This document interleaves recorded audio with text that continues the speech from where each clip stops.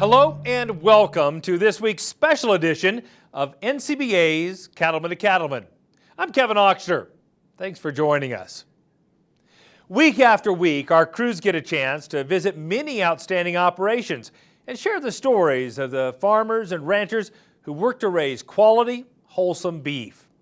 This week, we're revisiting some of our favorite day-in-the-life stories, so let's get started. We begin in Nebraska, where Brian Baxter visited with Craig Uden just before he took the reins as the 2017 NCBA president.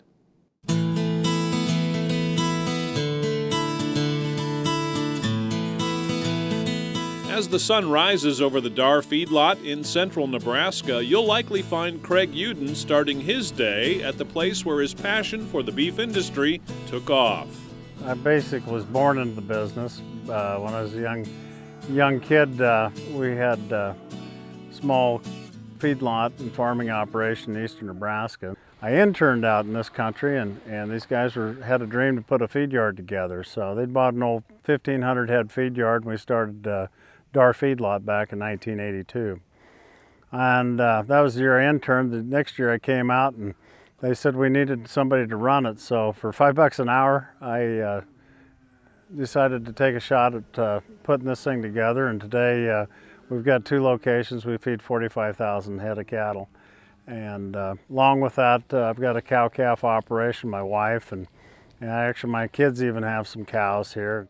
The early years of Craig's career were tough ones in the beef industry, but they helped to shape his management style. He's always taken a hands-on approach, and that helped him gain a foothold on the leadership ladder of the many beef industry organizations he's served. When I was a kid, my dad was the first one to start the county organization in that county, and today that's still one of the largest county organizations in the state of Nebraska.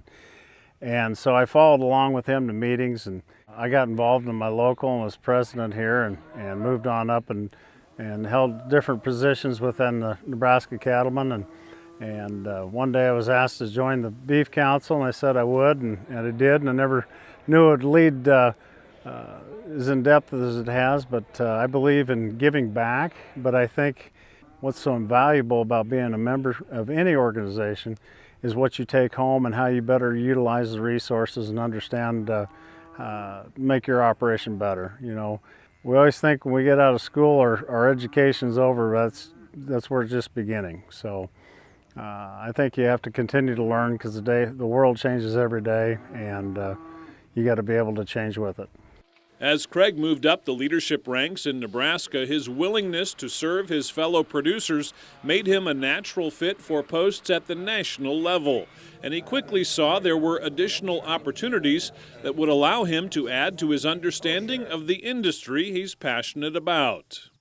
I was going to sort cattle in Colorado, and I'd just been elected to become a Beef Council member. So I stopped in and watched an operating committee. And so I interviewed for operating, and stayed around there a long time on the operating committee, moved up through the federation, and became vice chair and chairman, and wasn't sure at that time. I still had a few things to do with my home operations, but threw my hat in on the policy, because originally I was way back in policy. So moved over to the policy chairs and went up that way. So I've had both sides. Serving in checkoff and policy leadership roles has given Craig a unique perspective on nearly every facet of NCBA and the work it does on behalf of the industry. In the year ahead, his experiences have also shaped the priorities Craig will pursue during his term as NCBA president. We're going to stay focused on trade. Trade is a very important aspect to the beef industry. Currently, right now, we've got numbers growing. We have the highest quality, most wholesome, safe beef in the world. And all we need is access to showcase our beef, and we will have plenty of consumers. If we want to maintain and grow this herd and stay profitable and increase prices and have a vibrant industry, we have to have outlets to sell our product. And right now, that's been one of our hang-ups. We've done a lot in the export world, but we need to do more, because that's our future. Beyond trade, maintaining a strong partnership between NCBA and state cattle organizations is a cornerstone of Craig's focus. He knows that working together is the best way to advance the entire industry, and by networking with others and sharing information, every member of the beef family benefits. Without state and national partnerships, without the states, we have no national. We bring all these ideas and as well as challenges to the organization. Everybody gets to see what the big issues are, how we're going to solve those issues, and that's very, very important. And then when we do solve those issues, then it goes back to the country and it can be shared with all the producers. I think the beef industry is a great community. I think everybody's open and honest with each other. They don't always agree with each other, but the freedom to operate their business, but just the interaction working back and forth is very positive. I'm a gate to plate thinker. I think it's very important for people to understand how the industry works and how they plug in. A lot of hands touch our product, and I think the better people understand the whole of our industry, they're better prepared for the challenges that we face and some of the solutions that we find to move the industry forward. From market prices to beef trade issues and battles over government regulation, there's no shortage of challenges for cattle producers. But by working together through NCBA, Craig believes there's a strong, positive future for his own operation and for the cattle industry overall. I'm very bullish about the cattle industry. I know we're in a rough spot.